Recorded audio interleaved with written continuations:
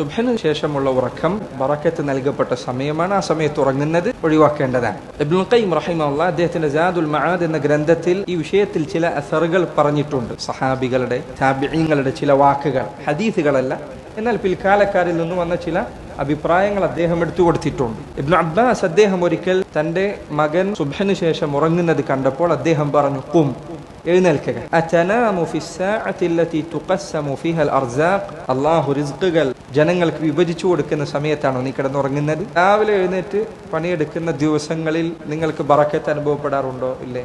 ആർക്കും ഉത്തരം പറയാവുന്ന കാര്യമാണ്. ഒരാൾ രാവിലെ സുബ്ഹിന് ശേഷം എഴുന്നേറ്റ് ഉറങ്ങിയിട്ടില്ല എങ്കിൽ ആ ദിവസത്തിൽ അവൻ എങ്ങനെയായിരിക്കും, ഉറങ്ങുന്ന ദിവസം അവൻ എങ്ങനെയായിരിക്കും എന്നത് എല്ലാവർക്കും അവരവരുടെ അനുഭവത്തിൽ നിന്ന് തിരിച്ചറിയാൻ കഴിയുന്ന കാര്യമാണ്. പക്ഷെ നമ്മൾ പലപ്പോഴും ഇതിൽ നിന്ന് തടയുന്നത് ഇശാഇന് ശേഷമുള്ള ഉറക്കം വൈകുന്നതാണ്. ഇശാഇന് ശേഷം വേഗം കിടന്നുറങ്ങുക.